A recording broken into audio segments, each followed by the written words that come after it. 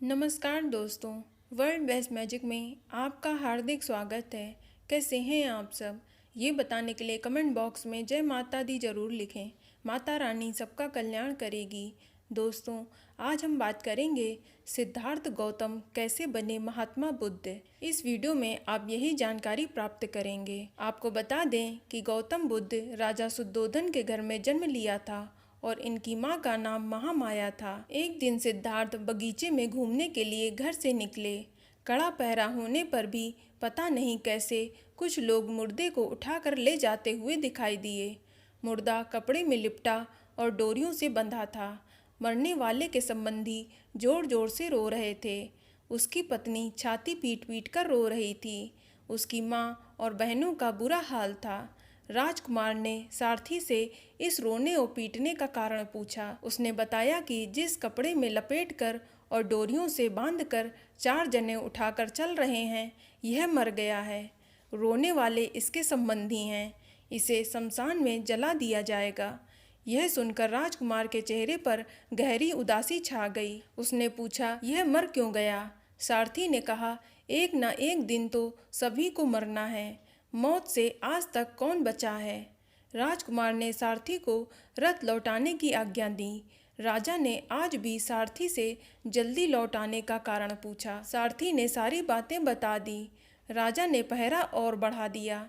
चौथी बार बगीचे में घूमने जाते हुए राजकुमार ने एक सन्यासी को देखा। उसने भली प्रकार से गेरुआ वस्त्र पहने थे। उसका चेहरा तेज से दमक रहा था। वह आनंद में मग्न चला जा रहा था। राजकुमार ने सारथी से पूछा कि यह कौन जा रहा है। उसने बताया कि यह सन्यासी हैं। इसने सबसे नाता तोड़कर भगवान से नाता जोड़ लिया है।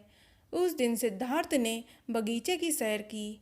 वह राजमहल में लौटकर सोचने लगा, बुढ़ापा, बीमारी और मौत, इन सब से छुटकारा कैसे मिल सकता है? दुखों से बचने का क्या उपाय है? मुझे क्या करना चाहिए? मैं भी उस आनंदमय सन्यासी की तरह क्यों न बनूं? इन्हीं दिनों सिद्धार्थ की पत्नी यशोधरा ने एक पुत्र को जन्म दिया। राजा शुद्धोधन को ज्यों ही पता लगा कि उनके पुत्र के पुत्र उत्पन्न हुआ है, तो उन्होंने बहुत दान पुण्य किया और बालक का नाम रखा राहुल। कुछ दिन बाद रात के समय सिद्धार्थ चुपचाप उठकर खड़ा हुआ। द्वार पर जाकर उसने पहरेदार से पूछा, कौन है? पहरेदार ने कहा कि मैं छंदक हूँ। सिद्धार्थ ने कहा, एक घोड़ा तैयार करके लाओ। जो आज्ञा कहकर छंदक चला गया। सिद्धार्थ ने सोचा कि सदा के लिए राजमहल को छोड़ने से पहले एक बार बेटे का मुंह तो देख लूं। वे यशोधरा के पलंग के पास जाकर खड़े हो गए। शिशु को लिए यशोधरा सोई हुई थीं। सिद्धार्थ ने सोचा कि अगर मैं यशोधरा के हाथ को हटाकर पुत्र का मुंह देखने का प्रयत्न करूंगा तो वह जग जाएगी। इसलिए अभी पुत्र का मुंह नहीं देखूंगा। जब ज्ञानवान हो जाऊंगा तब आकर देखूंगा। छंदक एक सुंदर घोड़े की पीठ पर साज सजा कर लौट आया। इस घोड़े का नाम था कंथक। सिद्धार्थ महल से उतरकर घोड़े पर सवार हुआ। यह घोड़ा एकदम सफेद था। छंदक घोड़े के पीछे पीछे चला। वे आधी रात के समय नगर से बाहर निकल गए। वह रात ही रात में अपनी और अपने मामा की राजधानी को लांग गए। फिर रामग्राम को पीछे छोड़ अनीमा नदी के तट पर जा पहुंचे। नदी को पार कर रेतीले तट पर खड़े होकर सिद्धार्थ ने छंदक से कहा, हे छंदक, तुम मेरे इन गहनों और इस घोड़े को लेकर वापस लौट जाओ। मैं तो अब सन्यासी बनूंगा। छंदक ने कहा, मैं भी सन्यासी बनूंगा। सिद्धार्थ ने उसे सन्यासी बनने से रोका और वापस लौट जाने को कहा। फिर सिद्धार्थ ने अपनी तलवार से अपनी सिर के लंबे बालों को काट दिया। सन्यासी के वेश में सिद्धार्थ ने राजगृह में प्रवेश किया। तत्पश्चात वे भिक्षा मांगने नगर में निकले। इस सुंदर युवक सन्यासी के नगर में आने की खबर राजा को मिली। राजा इस सन्यासी युवक के पास गया। राजा ने उसकी मनचाही वस्तु मांगने को कहा। इस युवा सन्यासी ने उत्तर दिया, महाराज, मुझे न तो किसी चीज की इच्छा है और न संसार के भोगों की।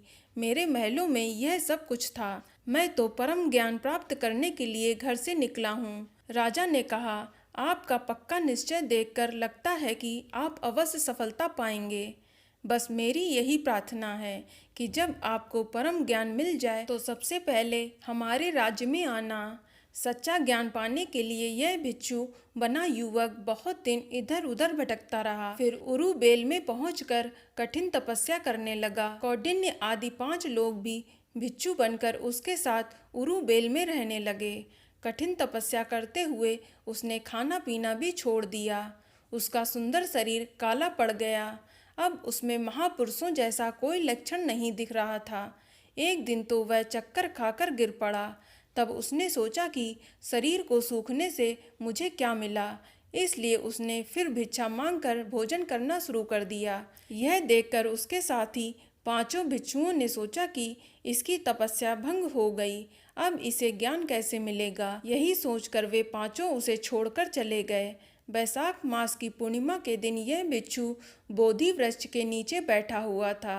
पास के गांव की सुजाता नाम की एक युवती खीर पकाकर लाई। यह खीर उसने सन्यासी को खाने को दी। खीर खाकर सन्यासी के शरीर में ताकत आने लगी। 6 वर्ष की तपस्या के बाद सिद्धार्थ ने सच्चा ज्ञान प्राप्त कर लिया। तब वह बुद्ध कहलाए। बुद्ध का अर्थ है जिसे बोध अर्थात ज्ञान हो गया हो। उनकी सारी इच्छाएं समाप्त हो गईं। अब जिसे पाकर वह महात्मा बुद्ध बने थे, उसे लोगों में बांटने का विचार मन में आया।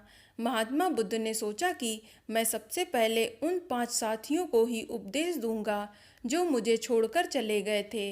इन साथियों ने तपस्या के दिनों में उनकी बहुत सेवा की थी। ज्ञान को प्राप्त होने के बाद बुद्ध जब घर लौटे तो उनकी पत्नी ने बुद्ध से पूछा, जो आपने ये ज्ञान बाहर जाकर प्राप्त किया, इसे घर में प्राप्त नहीं कर सकते थे?